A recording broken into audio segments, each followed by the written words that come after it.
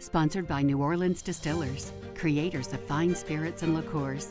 Through dedication to science, art, and passion, blends of tradition and flavor emerge. For you, always locally crafted. New Orleans Distillers, classically Southern. Tonight, the census figures are out. People are getting an apple a day. Elon Musk takes the stage on Saturday Night Live, and Hunter Biden takes the stage at Tulane. That and more tonight on Wall Street Wrap-Up.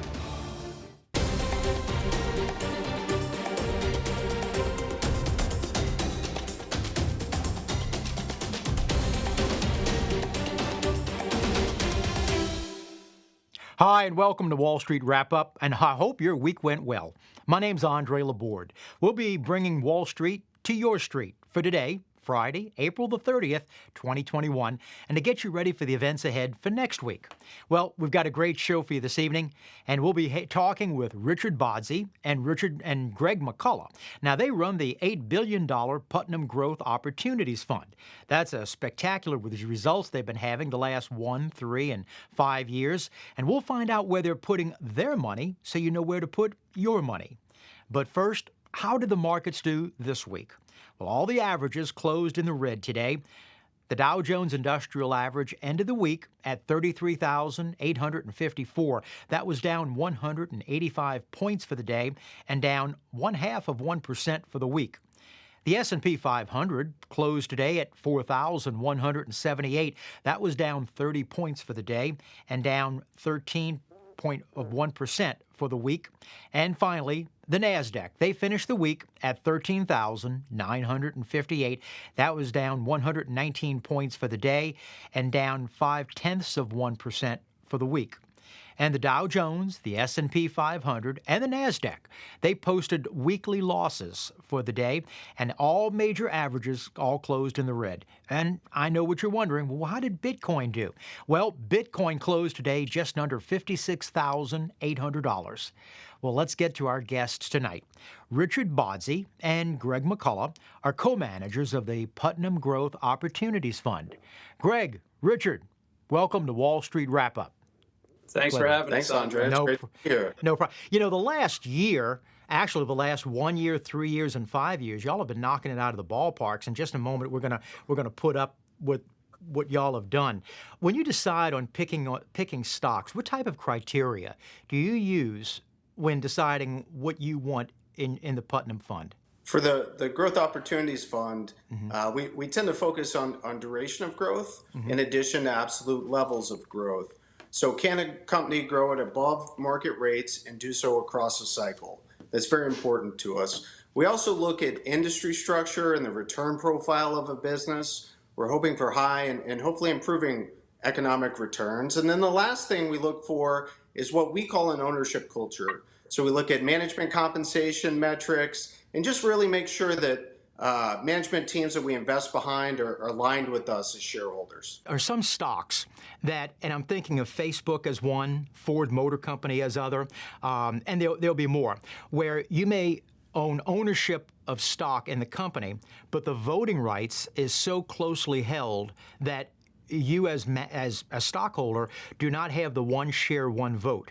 It may be the management may have 3 votes for your 1.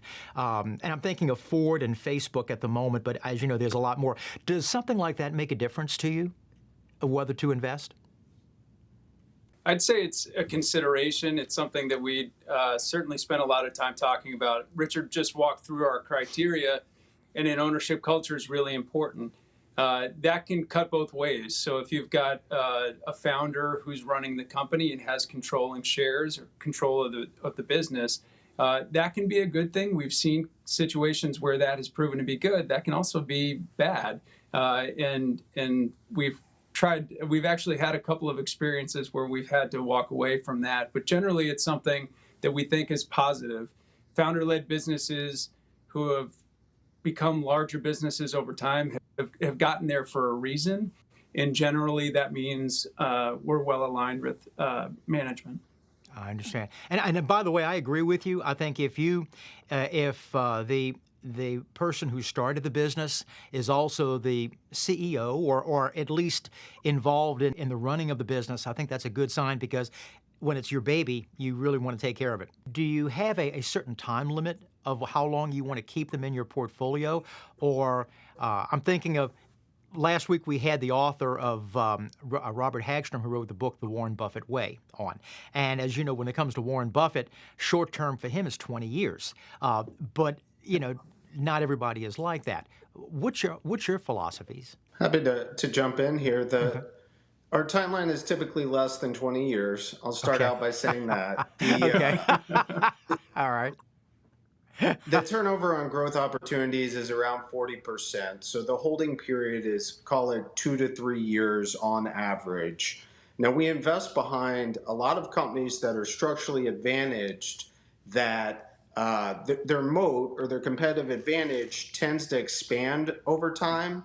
So you'll find whether it's looking through our top 10 holdings or looking through top half of the portfolio, a lot of times these are companies that we've owned over a multi-year period, and oftentimes they're thematic multi-year drivers which enable the growth in this particular area of the market. But when a stock gets a little expensive, and if it's a good company, like you say, let's say the owner, the entrepreneur is still running it, it's still a good company with management. Do you wait till the earnings match the price, or do you feel you should sell and then move to someplace else? Well, Andre, Richard just touched on this a second ago, but we are bottoms-up fundamental investors, but we do employ a top-down thematic lens to our approach. And what that allows us to do is look at these multi-year secular growth drivers in the economy. And I'll tie this back to your question on valuation. Because these secular growth tailwinds are multi-year in nature, there are obviously going to be times where valuation catches up with where that company is on the growth curve at any given point. Mm-hmm. Our tendency is to stick with those companies and let it play out over time. We may trim a position, we may take that position down if valuation has run too far ahead of itself. But because we feel really confident in these thematic tailwinds, more often than not, we're going to let those stocks continue to grow. And I can give you a quick example of one of the 11 themes that we currently have in the Growth Opportunities Fund, and that's e-commerce and payment processing. So we own a number of companies. We own PayPal and Visa and MasterCard. And we know that as retail sales move from brick and mortar locations to online, these companies are going to continue to benefit from that shift. And we've definitely seen a big step up in that in the last year during the pandemic, but we think there's a lot of growth left in e-commerce. And so in those examples, the stock may run up, we may take the position down a little bit, but our tendency is to let those growth stories play out over a long period of time. Do you get a lot of, and I get a lot of this too, so I'm just wanting to find out, with cryptocurrency, you can't turn on a financial show, open up the Wall Street Journal or something where cryptocurrencies are big now. When you're talking about e-commerce, do you see that as getting bigger? Is this something that would be to be in your fund? Yeah, it plays into what we were just talking about. I mean, that e-commerce and payment processing trend, I think increasingly will have some level of cryptocurrency involvement. So we're still really early days. We've seen prices of cryptocurrency run up. We've also seen big corrections in the past several years in crypto prices. So I think we're really early on, but for the first time, we're at a point where some of these platforms like PayPal, they're going to enable merchants to accept cryptocurrency as payment for products, for real goods and services. And that's very different from what cryptocurrency has been, if you look maybe 5 years ago. And all of that happens in the background. The merchant, the money comes to the merchant as if it's dollars, just as if the customer had paid in cash or credit. It comes to them in dollars, but in the background, PayPal with partners is making that exchange from crypto to dollars. And so for the first time, we're seeing, people are able to buy goods and services in the economy with cryptocurrency. That's different than 5 years ago, but I'd still characterize it as very, very early. Just going to add, I thought that what Greg mentioned as far as how we view cryptocurrency and a lot of different areas of the market.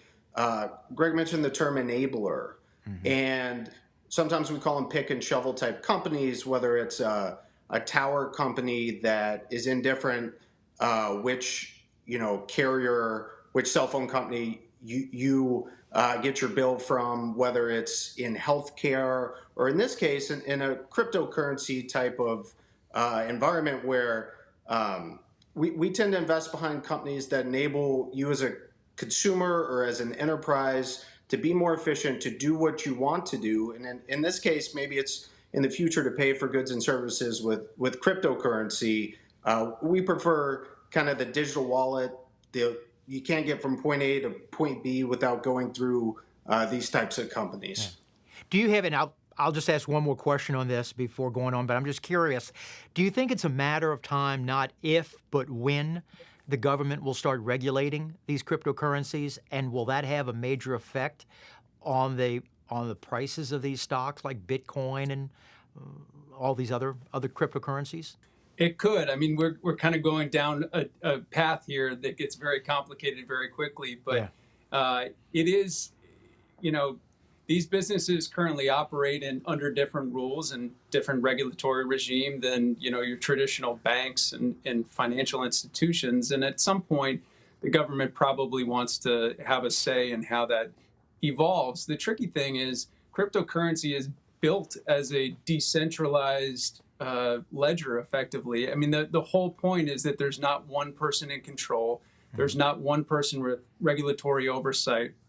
And it is truly decentralized. So there are conflicts with kind of what, at its core, for the true believers in cryptocurrency, how is that going to fit within a regulatory framework? That's a really good question and a tough one to answer today. I completely. We have greater confidence in large cap growth companies. We'll say that. I add my name to your list, okay, because I feel the same way. I just, since I've been asked that question at least 3 times a week, I thought I want to ask you guys the same thing. And I'm sure I'm not the only one per week that between friends and family that you get asked that same question about hey guys, you have this in your fund, what's going on? Got a question about your fund. Right. And in your fund, you've got about, give or take, and correct me if I'm wrong, about 30% tech. Is that still the way it is right now? And are you happy with that weighted of tech to other types of stocks?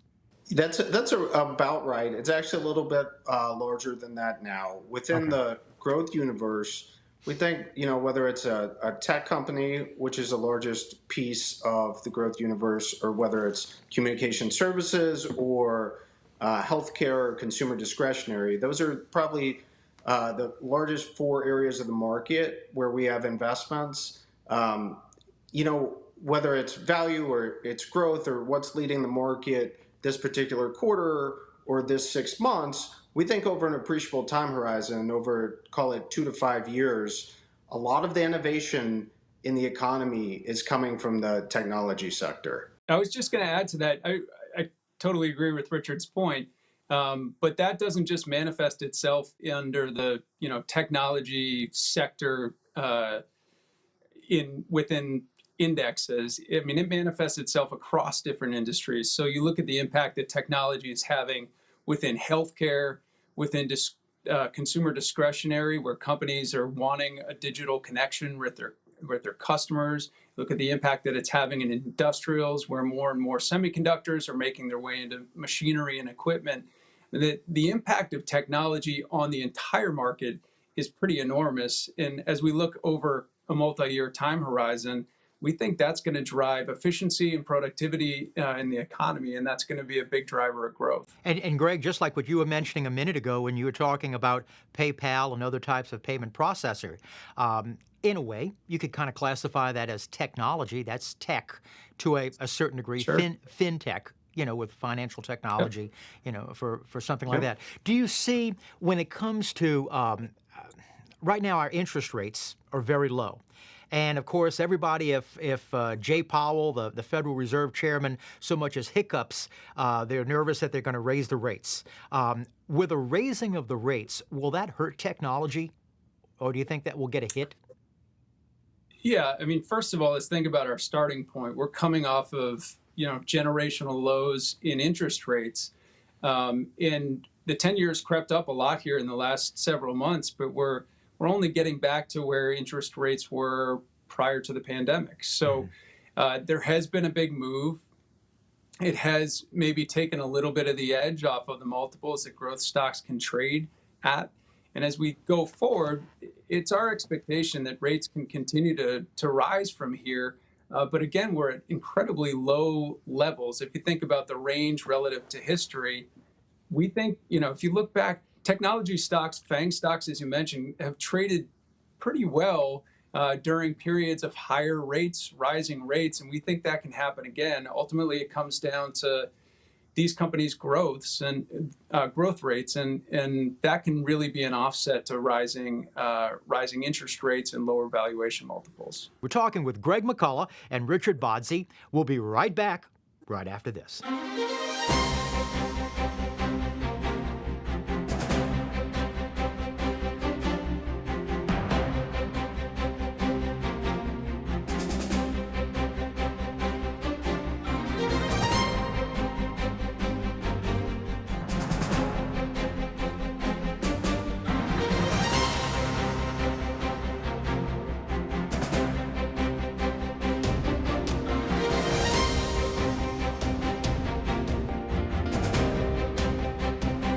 Talking with Richard Bodsey and Greg McCullough from the Putnam Growth Opportunities Fund.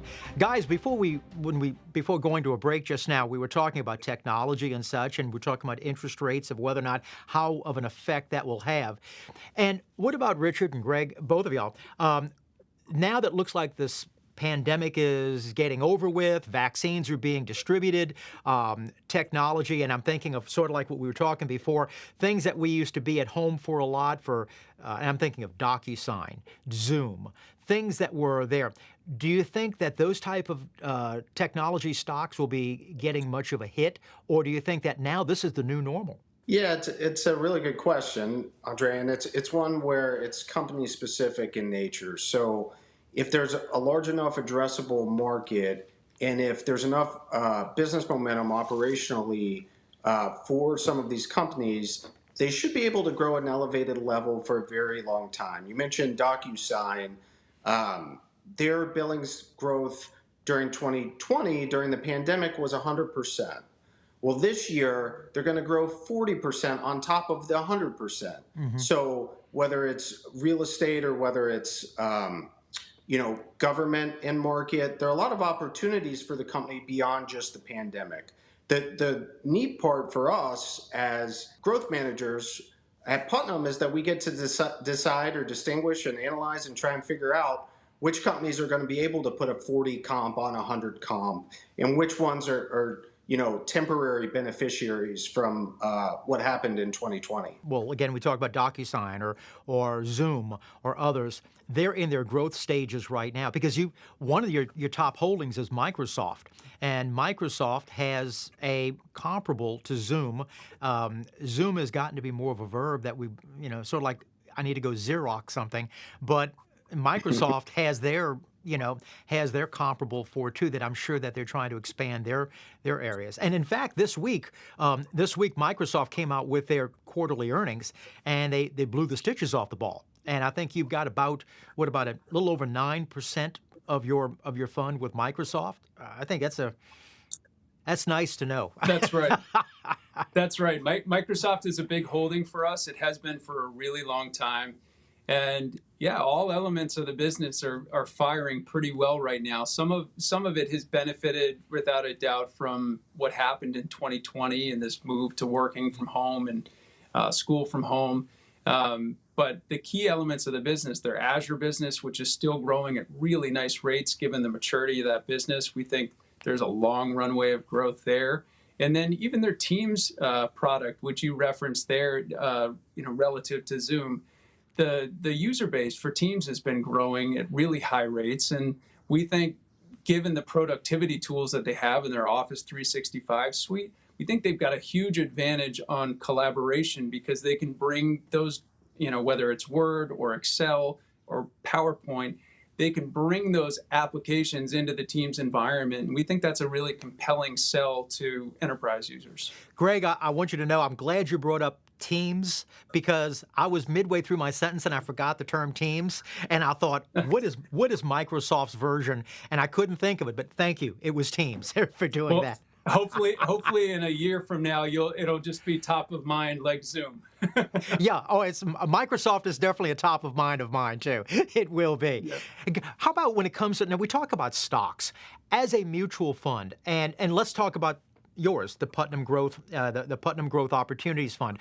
Are you allowed to have, in addition to stocks, equities, are you allowed to have other types of investments such as options or warrants or derivatives or other types of investment types? So we invest almost exclusively behind growth companies. The majority of them are large cap growth companies, all equities.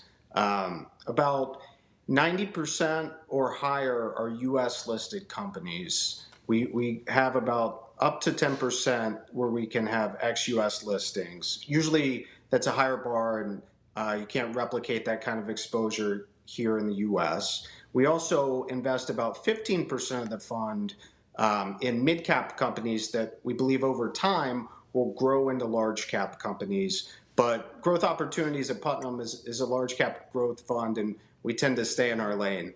I understand. Guys, unfortunately, with my lane, the clock doesn't stop. I really appreciate you spending some time. I just want to mention, I put this up earlier while we were talking, and we'll be putting it up again.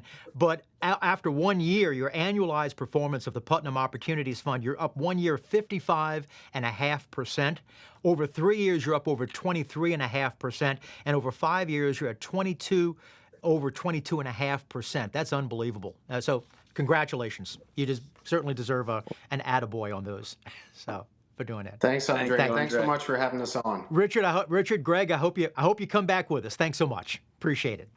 My thanks again to Greg McCullough and Richard Bodsey of the Putnam Fund. Thanks a lot, guys. And also, in other business news, this week, the initial results from the 2020 census are in, and the blowback, many saw it as good news, some saw it as bad news, but for others, the shock in the halls of Congress.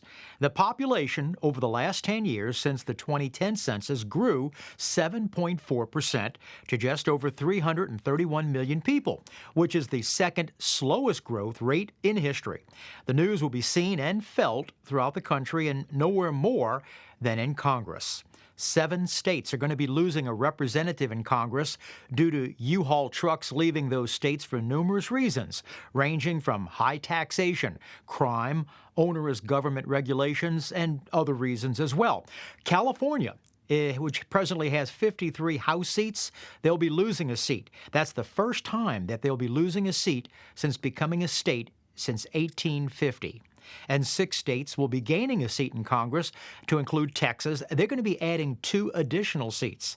Now, these once-in-a-decade changes are expected to favor Republicans because red-leaning states are gaining more seats than Democrat-controlled states. Now, in addition, Republicans control more state houses where the redrawing of the new congressional districts will be occurring. And the South grew at 10% more than twice the rate of the Northeast or the Midwest.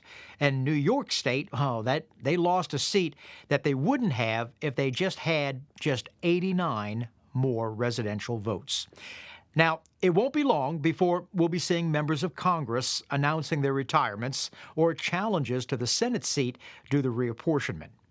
President Biden signed an executive order this week requiring that all federal contractors pay a $15 an hour minimum wage. The order will be affecting hundreds of thousands of people working on federal contracts, including cleaning and maintenance workers, as well as nursing assistants and food service workers. Currently, the minimum wage for workers performing work on covered federal contracts is $10.95 an hour. And the White House said that paid leave was not incorporated into this plan, but they did note that there are tax credits for employers in the recent COVID-19 aid bill that cover leave for certain coronavirus-related reasons. Well, if you've got a question about finance or a comment about the show, we'd love to hear from you. You can write us at Andre@wallstreetwrapup.com. wys.info. Keep it pithy or concise. We'll be glad to answer your questions. And now for a look ahead for next week. But first, on this day, April 30th, what state became the 18th state to join the Union? What state is it?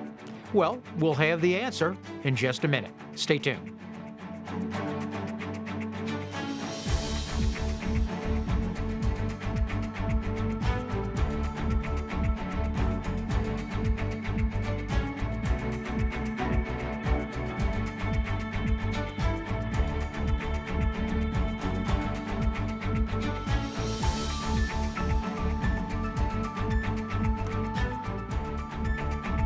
On this day, April 30th, what state became the 18th state to join the Union? Well, in 1812, Louisiana became the part of the United States on this day, April 30th, 209 years ago today, Louisiana. Well, Apple reported the results for its fiscal second quarter. And to say it was a blowout, well, it's not going to be hyperbole or exaggeration.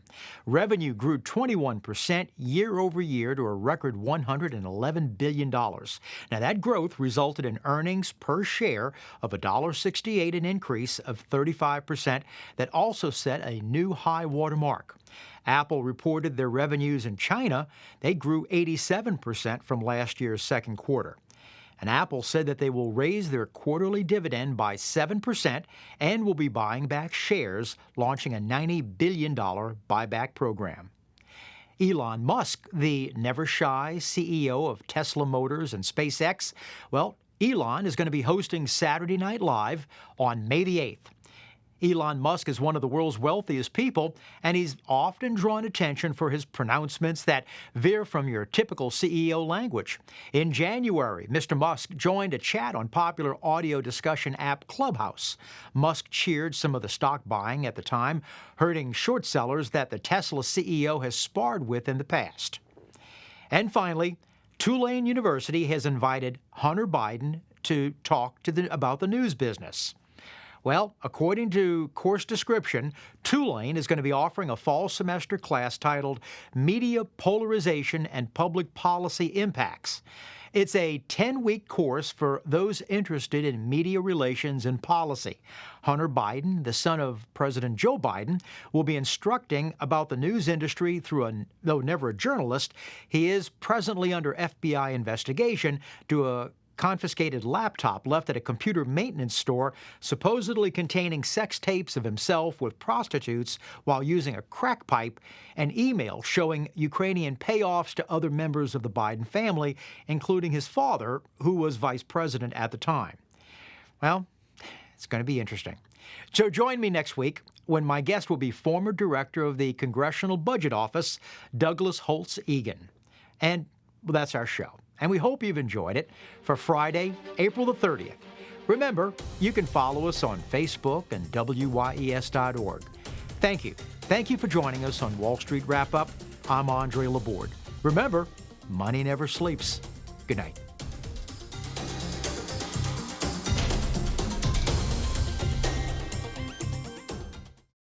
Sponsored by New Orleans Distillers, creators of fine spirits and liqueurs. Through dedication to science, art, and passion, blends of tradition and flavor emerge. For you, always locally crafted. New Orleans Distillers, classically Southern.